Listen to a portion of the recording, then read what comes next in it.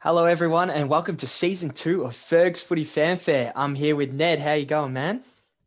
I'm great, Jay. How are you, mate? Yeah, Getting ready for 2021? mate, I'm not too bad, but as good as I am, I think that I haven't had as good an off season as you have, considering what happened last year. We're talking the world of footy. Pretty happy with the end result last year. I can't complain, mate. Yeah, always good to snag a premiership, I suppose. It could be That's it. worse. Now, do you have any kind of comments for those that, there's some people that have continued to believe that grand final held in Queensland, it doesn't mean as much, and all of these different unique circumstances mean that it's a tainted kind of grand final. Do you have any comments for those? Um, Personally, I would have felt that it would. People would have said it would have been a tainted grand final if Brisbane had a won. I reckon, just because of the home ground thing. I don't think it is. I think both teams played on a neutral venue. So I don't think it was really tainted as such, but I think it just didn't really have the flair about it. Like I know sitting at home watching it, you know, didn't, and especially we saw the crowd. There was only like 30,000 there, and being at night as well, I sort of found it weird. Like just felt like another. It just felt like winning a final on a Saturday night. To be honest, it didn't really feel like winning a grand final. To be completely honest. Yeah, so you made a mention of the crowd only being capped at 30,000. And as it looks at this point in time, round one, we're going to have, well, around about 50,000 at the MCG at 50% capacity. So you'd like to think that we're, on the right track to kind of developing that full AFL experience that we were so used to seeing before COVID started. Yeah, well, I've heard on the radio a few times. Federal government's plan is that this year's grand final will be the MCG and it'll be a full cap crowd. So let's hope everything goes smoothly and we can have a good uninterrupted season this year. Yeah, so I mean, like it's been pretty easy for us to keep a track on our own teams throughout the off season. But has there been anything that's really grabbed your attention over the off season in terms of list movements or anything? For one, personally, I found that Fantasia, his movements over the off season, I think that's going to provide a lot of good for him to be back where he wants to be. I've heard a lot about it on the media, and it'll be interesting to see whether it sparks some new life into him. And I think that being in a forward line such as Port Adelaide's will really provide a lot of good for him. That kind of quick, nippy movement around from, Charlie Dixon and all that. It could end up being a real positive for them and end up snagging a few goals. I don't think he's a guaranteed starter though. Personally, Really? I think that those small Port Adelaide players are very good. They play a lot of flair. Butters, Derjma, Rosie. Do you Um, think that through their development, I think this is their third season now, do you expect them to get a bit more midfield time given their quality? I suppose it depends on their main midfielders. If Boak's getting a bit older, does he just need a bit of workload cut off? And obviously, a lot will depend on if injuries occur or something like that, and that may cause those players to spend more time in the middle. But I think if everything sort of rolls smoothly for Port Adelaide, I think I couldn't see them getting much more minutes in the midfield. Yeah, right. Well, that's an interesting take. I mean, it'll be interesting to see, and I don't think that depth will obviously play a role as it does with every season because injuries are so, such an occurrence in AFL that that's the case. But it won't be like anything we've seen last year, although we're going back to the normal 20-minute quarters. The fact that each team will, given nothing dramatic happens, we'll be able to play once every week. I think that you'll be used to seeing the same continuous 22 in and out every week. I think so. And I think when, just speaking about Port, is that I think they're going to go for the sort of all or nothing really approach. They came so close last year, and I think they know that they're only just a bit off. So I think they're going to put all their eggs into one basket and really have a crack at probably this year and next year, while they've still got a very, very strong list. But going on about the off season, I think the biggest winners from the off season, it's pretty blankly obvious that it was the Bulldogs. I mean, you get the number 1 draft pick, you get Adam Treloar. Gee, can't even think who else they got. It's been so long. Stephen Martin, in the ruck. Stephen Martin, yep. And then obviously the biggest losers, Essendon. Really, I think losing Sard and Fantasia, it's losing a bit of flair. Well, you go back onto the Doggies, and you know, if you look at the Western Bulldogs and their 2 biggest holes in terms of their 22 lineup, you'd say they're missing a real key forward, which pick number 1, Jamara Ugle-Hagan, I think is bound to be. Although there has been talk that he will not play in round 1, they might try and lead him into it a bit more progressively rather than throw him in at the deep end. But then you saw, in particular in the final against St Kilda, they got dominated in the ruck by an experienced person such as Paddy Ryder. So I think to bring that in a similar kind of philosophy and get Stephen Martin, you know, to kind of nurture and develop Tim English alongside, I think that's only going to do them a world of good. So when you've got a midfield team that picked up Treloar as good as theirs, the issue becomes whether they're able to kick goals and whether they're able to stop goals. So based on who they've picked up, do you see them taking a huge leap up on the ladder? I think they'll be round about where they were in 2020. I can't see them pushing. I mean, I can see them pushing for top 4. I don't think they'll make the top 4, but I think they have every case to probably go one better on last year, maybe push through to a semi-final or maybe a prelim, but I'm not expecting him to reinvent the wheel this year. Yeah. And you saw that Bontempelli has stayed their captain, but they've also got Mitch Wallace as their vice captain. And from all accounts that I've heard, he's been well-deserved and all that. He's had to go through a pretty traumatic time, given that he had his broken leg where he missed out on the 2016 premiership, and he's was obviously a huge part in their forward success last year. I think he might have even been their leading goal kicker last year. So he was very damaging. It's a bit of a feel-good story when you see someone has had to go through such a, you know, harrowing injury and then come back and reach their peak. It's good to hear. Yeah. So with Stephen Martin going, do you think that'll take much of a toll on the ruck stocks at Brisbane, or do you think it'll just be all smooth sailing from there?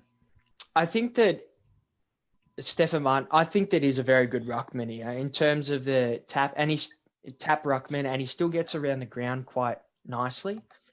So I think that who's Brisbane got? They've got Oscar McInerney and Archie Smith, I believe. Yeah. So McInerney likes to spend a lot of time forward, and both of them are still quite young. So I think that there's a lot of development that needs to be had for them. Yeah. Brisbane will be going for a premiership this year, and I think that potentially this year it could hurt them not having Stephen Martin, because I think he's still got at least another year or two where he's really able to be that damaging ruckman. But, you know, and to go on free agency as well, they'd be a bit disappointed with that. But, you know, they've got plenty of ruck stocks, tall men in, and they'd be looking to get quite a lot out of Archie Smith, who actually was really promising when he came in for a few games last season. So they'd be hoping to get the same out of him. Yeah, I suppose you got Danaher that could potentially go into the ruck. We did see him do that at Essendon a bit, so could do. Don't know how his fitness is, but from what I've heard is that he's travelling along okay. Do you expect to see any real changes in their forward line, in their lineup with Danaher, Hipwood and McStay, and especially with Rayner in there as well? Do you expect Rayner to get more midfield minutes now? Yeah, I think, you know, we always talk about, you know, we always discuss that you have your best players around the ball, and I think Cam Rayner is one of Brisbane's best players when he's got ball in hand. I think he's more damaging in the middle, so I think he should be in the middle. Yeah, agreed. It's very threatening. He looks like you know, he's got the power to, and it's just at his will really when he decides to take the games on. And you'd like to think that would continue to develop this year, but I guess that's entirely up to him and the way that Chris Fagan plays him. And especially on a ground like the Gabba, where they'll be playing most of their games, the Gabba's quite, it's quite short. It's a very short ground. So if he's playing midfield and, you know, he breaks away and gets a clearance, especially with a 6-6-6 rule, he'd be able to, boot him from from 50 out, and even stoppages around half forward, he'd be very dangerous around there. Absolutely. So we've been talking about the off season, and alongside all of the list movements within teams, there's also been a few changes made in the rules. So before we get stuck into the actual changes that have occurred, what's your take on this continuing, just fidgeting of the rules every year to try and promote, whether it's more clear ball movement or whether it's higher scoring? Do you think that the AFL should just let, no rule changes for a couple of years, see if a game plan can be adopted that actually promotes high scoring? Or do you think that it's proper that they try and just get to the end resolution by making changes every year? At the end of the day, AFL's an entertainment business. They profit off entertaining their customers. So I can see why they're doing it, but I don't really like it personally. Going on this new rule change, I'm not really a fan of it. 666 I wasn't a fan of at the start, but I actually like the rule now.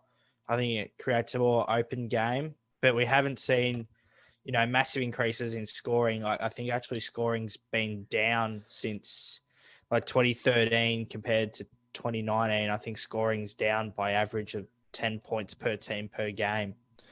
And for all of those who aren't aware of the most recent rule change, it's essentially the man on the mark. Once he's on the mark, he cannot move, whether it's laterally, and I've seen some examples where you can't even move backwards. Once you're on the mark, you are fixed in that position as if you're stuck there with super glue. That's it. You cannot move. So there's been a few examples, and we might have to actually upload them onto our page, where teams have been given 50-meter penalties for such indiscretions. And at the end of the day, the rule does allows for overlapping run for the team with the ball, but at what cost do you want that kind of overlapping run? I think that it puts attacking teams at a real advantage, but it puts defending teams at such a disadvantage when there's allowed no movement. Yeah, it doesn't really incentivize good defense. Yes, I think, and it's like what we've sort of getting off topic from footy, but we always say with cricket nowadays, most things gives the batsman the benefit of the doubt. So it sort of swings towards the batsman's way. And now we're seeing in football that these rule changes are going towards a more attacking sort of style, which, sort of oppresses the defenders. That's right. And it does all come back to what you said initially, is that it's an entertainment business, I know personally for me, I would rather see a good game of footy locked at 50 all as opposed to a shootout where, a team scores 100, but another scores 150. But that's just me personally. And I think that it's bound to, all of this stuff does create a change, and it'll be interesting to see whether this change is fully implemented in the way that it has been over the first practice game series, or whether there are going to be little tweaks to it, because at the moment it seems like a very harsh rule. I'm in full agreement there. Yeah, because at the end of the day, a 50-meter penalty is quite a large penalty. So do you think that would have, that has to be adjusted, I reckon. If we're looking at that way, if we're going to penalise so harshly, I think we've got to go back to, I think it was 15 or 20 meters back in the day. Yeah. Or even just, or the 25. But I think, I think they've got to readjust the penalty because, 50 is, 50 is just too much of a penalty, realistically. You get the ball, you get the ball on half back, you get a 50-meter penalty, you're one kick away from goal. And that's right, and for such a small indiscretion, such as, simply walking backwards when you're meant to be stuck on the mark, a 50-meter penalty is far too harsh. So we saw those rules implemented in the first week of practice matches. Every team managed to play. I, for one, went and saw Melbourne and Richmond simply because they were close to home. And I saw quite an entertaining contest, lots of movement, high scoring affair. Did you see it at all? And did you do you really take anything away from practice matches, or, what do you see as a fan, the number one thing to take away from practice matches? For me, and it's probably going to be different. It'll probably be the same between us, actually. I see practice matches as just trying out new things, probably giving the more fringe players a bit more of a go, getting them up in and competing with the bigger bodies of the AFL compared to the VFL.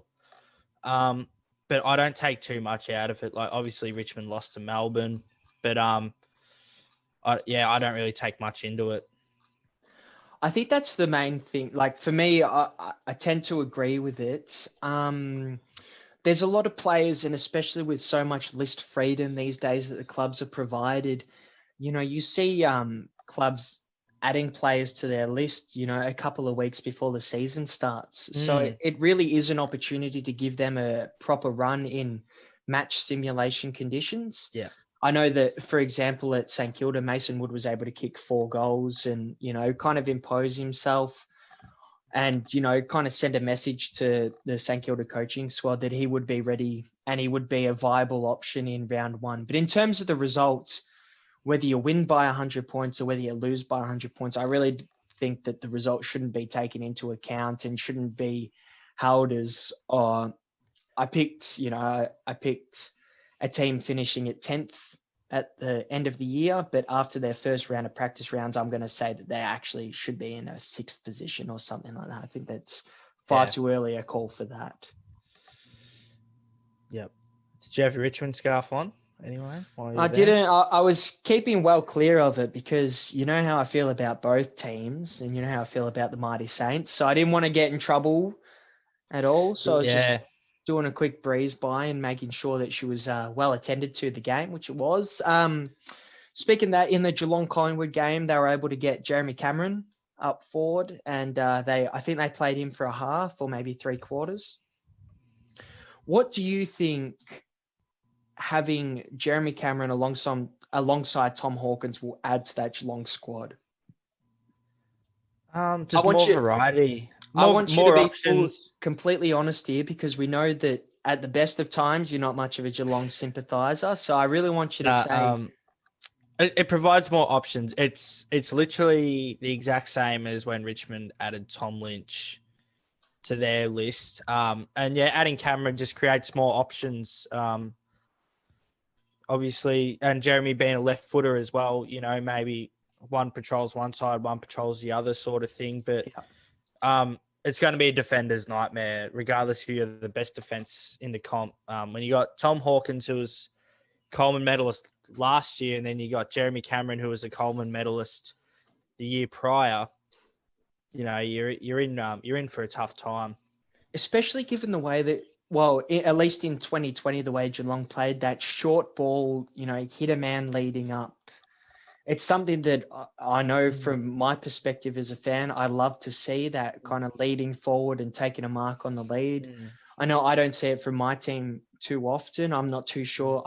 I don't imagine you see it as much as you'd like, but But I think if you've got two, tall timber down there, then it's going to be a real issue.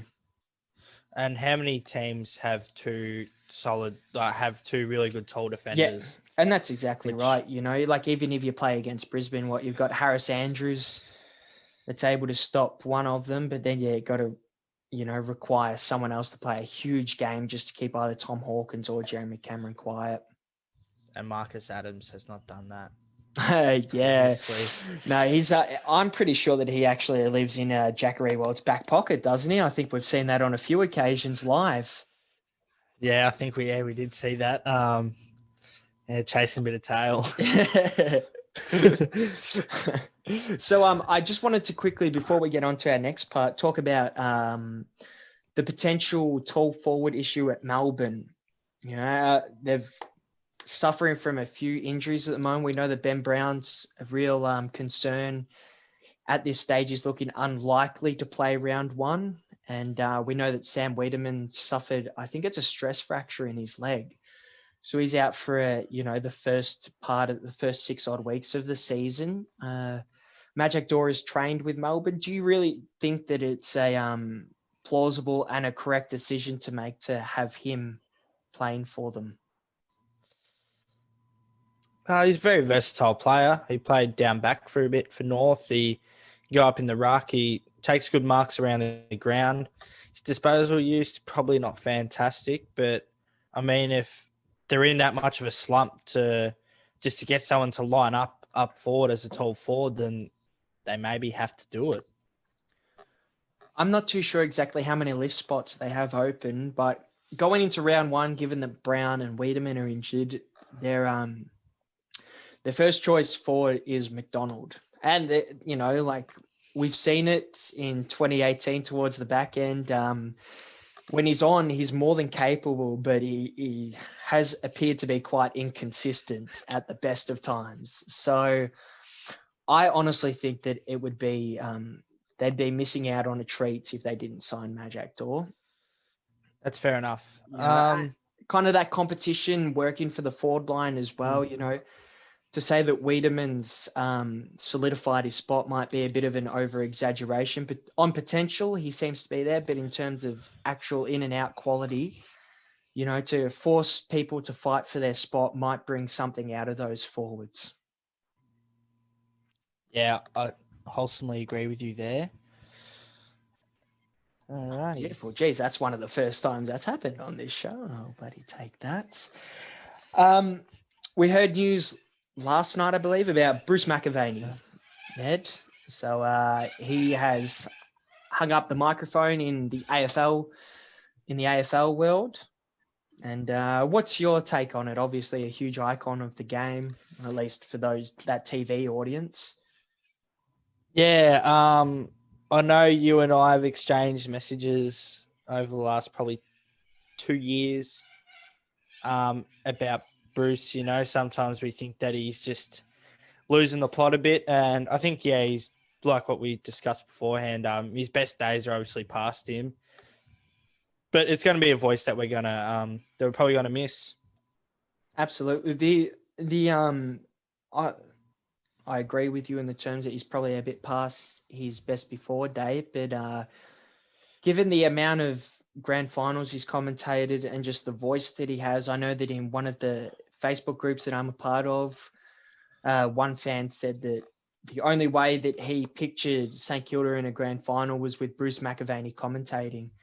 And it really is, you'd think that he's the last of those proper commentators, not so much those former players that have kind of dabbled in commentating. Him alongside Dennis Cometti seem to be the last of a old generation. So do you think that we're going to see many changes, and who takes the step from here to be the number one man?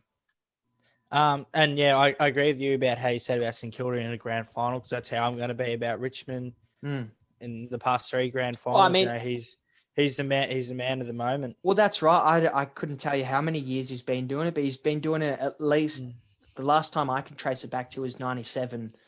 I know that he was there for that against Adelaide and St Kilda, and I'm sure it's been. And he did 96. Well. He did 96 grand final as well. Yeah, right. So you think if you're keeping your job for 24 years, you're obviously doing an amazing part, and he is going to be remembered as that, and he'll be remembered in the same light as Dennis Cometti, I believe.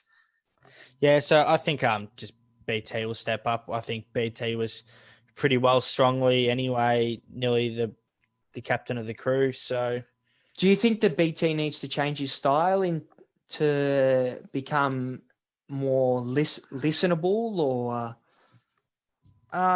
Yeah, look, I thought BT was really good. Probably go back like 2016, 2017, even 2018. He was pretty good, but last few years, I think he's just tried to be too funny, in my personal opinion.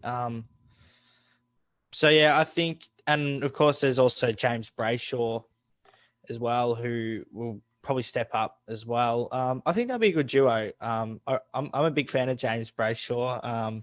That you are, and same with BT, but I think I'd rather them on Triple M, to be honest. I don't mind the old Triple M stat they are. That's crew. it. It is a bit of a flashback to see them on the Saturday rub, and Well, Yeah, I think they're the Satyavo crew on yeah. Triple M, and you get the occasional profanities going through, and yeah, it was a good lineup. All right. Gary And Lyon and Spud Frawley, I think, were also. yep. And they had Damien Barrett in there a little bit as well. And Billy Brownless, pretty good lineup Yep. when you think about it. One of the all times. All right. We're off commentary now. I want to talk about the 2021 season. So my question to you, Ned, is obviously, we've got Richmond, 3 premierships in 4 years, back to back. Can you see, I want you to name 2 fringe players that you can see becoming constant starters throughout the 2021 season? Yep. So I'm not having to look too far back. Obviously, I said I don't look too much into results of preseason games, but you definitely look and see who performed. And this bloke, he's very stiff not to have a premiership medallion around his neck. Well, actually, both of these blokes are very stiff. Jake Arts kicked 3 goals in the Pracky match against Melbourne, and I still can't process why he was dropped after the game against Brisbane. He does get caught holding the ball a bit, but I don't think he was wholesomely the reason that we lost that game. Mm-hmm. And also another good thing about Artie is that he's a goal a game player. He averages a goal a game. And, from a small forward, you can't really ask for much more than that. And then my second player, very stiff not to play really in the last 2 grand finals. It's just a result of great depth, and that's Jack Ross. So he averages 15, his career average of 15 disposals, 3 tackles and 2.5 clearances a game. I think he's only played, I'd say 14 games maybe. And he's only going to be on the way up, I reckon. And especially with Dion Prestia being doubtful for round 1, I think he's a very like-for-like player for Prestia. So I think we'll see Jack Ross in round 1. And I think we'll see Artie in round 1 as well. So do you think they're straight forward. in, or is that just given because is there any injuries around Richmond that makes you believe they'll be in round 1? Or Ross will be in because of injury, but I think Ross has the capability if he gets everything right, he'll keep himself in the side. And Arts, I think if he has another good game this weekend, kicks multiple goals, and the other small forwards don't really stand up as much, I can't see why he wouldn't be picked before them. Yeah, I guess I guess that goes towards the accomplishments of Richmond Football Club and their successfulness, is that they have had players that have come in and made that immediate impact when they've had to. I think we saw it last season with Egg Malesi-Smith, who has been training with you guys, I'm led to believe, but is not on your list. Nah, he got delisted and he hasn't been offered. And from what a lot of people think, he won't be offered a contract. Yeah, right. Which personally surprises me, considering the I don't know. I think that he filled that Batchahuli role easily, and it probably exceeded expectations. And given that, I don't think that everyone can walk in and do that Batchahuli role. So to see that he's not getting offered a gig either at Richmond or anywhere else probably surprises me a little bit for sure. Who have you got? Well, I've got 2 experienced players at St Kilda. I'm going to start in the midfield firstly with Luke Dunstan. A hard in and under ball winner, not the best in terms of the quality of his possession, but you can always bank on him for getting the contested ball and tackling. I think there's a potential for him to start in round 1, but only because Brad Crouch is out for 2 weeks with that drug issue that he had over in Adelaide. So he's got a 2-game suspension that he has to serve at St Kilda.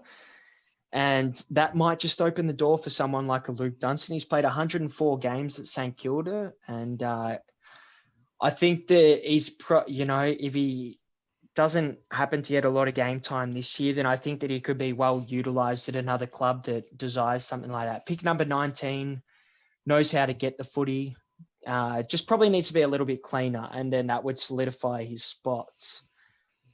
In terms of the other player that I had, I've got Jimmy Webster coming out of halfback. He's also, well experienced at St Kilda. He's played 93 games. I think the reason that the door has opened for him is because of Ben Patton. He's broken his leg in an intra-club game this season, early in the preseason. He's going to miss the rest of the season. So St Kilda, the thing about Ben Patton is that he provides a real defensive role as opposed to a rebounding defender. So St Kilda is going to have to find a smaller defender. And I feel like they've got a lot of rebounding defenders. So I think Jimmy Webster could potentially walk into that role and also provide a little bit of help. He's got a pretty good left foot on him and he's able to dispose of the ball well. It's just a matter of time to see whether these guys get a bloke. So I think these guys are on their last legs as St Kilda players. Yeah. What was I going to say? I was going to say something. No, it's completely blown past me. Oh yeah. What's your thoughts on Jared Roughhead? Yeah, well, it's funny, I'm not sure. Have you seen the footage of the Patton broken leg incident? No, I've not seen the footage, but I know that one Hawthorn player is responsible. Yes, well, for all of those who are unaware, it occurred in an intra-club game, and Jared Roughhead was playing forward for one team, making up the numbers, and he was the one that applied the tackle that broke Ben Patton's leg. He broke both bones in the leg. You look at the footage of it, and it's quite innocuous. It's not like a complete, Whelan Nathan Brown incident where he just collapses on his leg. It looks quite innocuous, but there are a few people on some St Kilda Facebook groups that believe that there's a little bit of sabotage by Jared Roughhead. Oh, and, there's some big conspiracies out there, mate. But I reckon you got to be smoking something to believe what they're saying. I think that was just completely accidental. The old tinfoil hats are out, mate. Oh, that's it. No, you can't trust any of these people, mate. Alrighty, so we roll into, we have only 1 week of preseason, which sucks. I think we need to bring back competitive football at the start of an AFL season, and I think there'd be no better way than starting off with AFLX. I thought AFLX was a very good. I can't complain on that because my man Jack Billings was one of the poster boys for that. So you bloody run the clock back on that. AFLX. Yeah, but I actually do miss the whole competitive nature of it. We go back to when we were kids, like in primary school, and you'd have, like the Wizard Cup and the NAB Cup and all that. Yeah. And I always recall Richmond being very shit in it. I know we never made it past the first week, and I think we saw Carlton through the early 2000s being quite a basket case of a team, but they were still always somehow to pick up some silverware with the Wizard Cup or the NAB Cup. Well, I know we will get into this a lot more next week when we're going to do our ladder prediction and our best players of the league heading into 2021. But I've got one team in particular that I want to have a quick, talk about, and that's Carlton. So obviously they had some big pickups over the preseason. I know for a fact that Curno's not ready. He's going to be quite a while away from being ready. So where do you see Carlton? They won their first practice match against Essendon, and Sard played a huge role in that. They picked up Williams as well. Carlton, we can talk about the potential. They have the potential to be a top 8 side. But what we've seen the last 2 or 3 years, there's always been this talk about Carlton. What are they brewing? They've got arguably one of the best players in the comp in Paddy Cripps, and they just haven't been able to deliver. I think this is a real make or break season for Carlton. I think they've got all the tools in the shed. It needs to be applied now because it's not a bad list, and I'd nearly go so far to say that they'd nearly have a better list on paper than St Kilda. But I felt that St Kilda last year, I wouldn't say St Kilda are a very, very strong side, but they play well as a team. And it's what we say about a lot of teams. I think St Kilda plays a team very well. And I think that's what Carlton really need to implement, because Carlton have a very decent team on paper at full strength. Obviously, Curnow not being there, it's going to be a big out, but it's not too bad of a side. It should be a top 8 side. In all honesty, I really can't disagree with that, because you look at their team on paper, and even without Curnow, they've still got Mackay up forward. And I know McGovern hasn't fired on pretty much any cylinders since he moved to Carlton, but when he was at Adelaide, he was, a dangerous kind of medium forward. And then you see in terms of their backline, they've, Jacob Wiedering won their best and fairest last season, and they've got Liam Jones to go with that, who's been very good while he's at Carlton, a much better player than he was at the Dogs. And then now you see Sard go there in the backline. You see Williams adding some midfield depth. You got Curnow and Cripps obviously in the midfield. You got Walsh as well. And That's then you right. got Betts and Martin as well as small forwards. Like, it's a pretty damn good team. So if we were to say that they didn't have a successful season, they just miss out on the 8, do you think that is a symbol to move on Teague, or do you think that he's potentially one of the coaches under the spotlight this year if they do not perform? Or if you were a Carlton fan, would you be willing to give him another year to let the team gel together and then move on from there? I think you got to give a coach time. And I think, if Carlton missed out by a game or two on the 8, they finished 9th, then that's just bad luck. Depending on what happens, though, if they win all the games they should, they lose games they don't. And I don't know the strength of their draw either. So, it's things that we have to take into account. But I think if Carlton are playing finals either this year or next year, the Teague train will be derailed. Do you think that there's any coaches under a cloud of uncertainty at the moment as to their coaching future? I could probably give you a couple. Alistair Clarkson. Yep. And is that just in terms of whether he doesn't want to be there for a rebuild, or would that just be based on performance? Probably a bit of both. Yeah. Leon Cameron. Yep. I think he's quite under the spotlight. I think Goodwin. I think another Goodwin. A season of no September probably spells the end for Goodwin. Buckley, potentially, with the new CEO coming in. That could really stir things up. Thinking, I can't really see anyone else. There's a few fresh faces coming in. Yeah. I can't really see anyone else really being a threat. What about Beveridge? Bevo. No, I think he's pretty. I think he's pretty safe. I think. Yeah. I think he's pretty safe.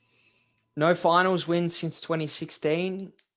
Many have argued that he's got to be. He's had an excellent list for the majority of that period. It's only developed and it's only gotten stronger. Yeah, I still think Beveridge would be safe. To be fair, I can't see anyone else doing a better job. And I think that's what Bulldogs would, if they were to get rid of Beveridge, they'd have to find someone who is known to get results. They couldn't. And this is the problem: is that we're looking at these coaches' heads, but there's not many other options out there as well. So, that's the other thing. So, but I think there are a few teams that might be willing to let go of a coach if it's for the better good of their club. Yeah, I agree. Oh, have you got any more to add tonight? Good old Eduardo. Yep. Give us your top 3 Bruce moments as a tribute to Bruce. Jeez. Well, given my poor study habits as a collective, I've come up with 2. And to be fair, I've got to give the assist to you for one of them. Number 2, I've got to go Franklin on the wing in that against Essendon on Cale Hooker. That is one that sticks with me. I do remember watching that game, and very rare for me to watch an Essendon Hawthorn game at whatever age I was then, maybe 14 years old or something. But that is one that will always stick with me. And I think that will always be in the, in the archives, just not only because of the actual goal that was scored, but because of the commentation behind it. And coming from a Saints fan, number one, it's got to be the Goddard Specky. Deep into about halfway through the last quarter to put St Kilda in the lead in the 2010 drawn grand final. That one tends to stick with you for a while, regardless of how the result played out. What about you? Yeah, so I got my three. So I've got one that I heard today on the radio this morning going to work. And it was a commentary from 1995, Richmond versus Essendon. Stuart Maxfield, he was actually a very handy player for Richmond throughout the 90s. And so pretty much just the direct quote is, here's a go, onto Maxfield, go on, kick the goal, Stewie, straighten it up, bang it home. It's a beauty. Straight through the middle. My number two, same game as your number one. I suppose there's sort of two quotes within this that sort of happened within a space of a minute. So obviously Bruce said, what are your plans next week? And then obviously just before the siren, it's going to be a draw. Which is obviously pretty iconic. Whenever you see sort of that, you always just think it's going to be a draw. And then number one, yeah, look, I've got my Richmond hat on here for this one. So Dustin Martin doesn't really kick, I wouldn't say it's a sealer, but kicks his second goal for the grand final, which probably seals the Norm Smith for him. So it's just pretty much the cream on the most beautiful cake imaginable. And I think at the end of the day, when you're able to pick at least a top five out of completely different quotes from an individual, it just goes to show their pedigree and the absolute quality that they possessed when they were commentating. So there's absolutely no doubt that Bruce McAvaney will go down as an icon in terms of the commentary game. And, I think that he will be missed to some extent. It might be a lot different not listening to him, regardless of the how some people may think of him or like throughout the day. But in terms of Ferg's footy fanfare, at least, that's enough for this week. We're edging closer and closer. We're just over 2 weeks now until the commencement of round one.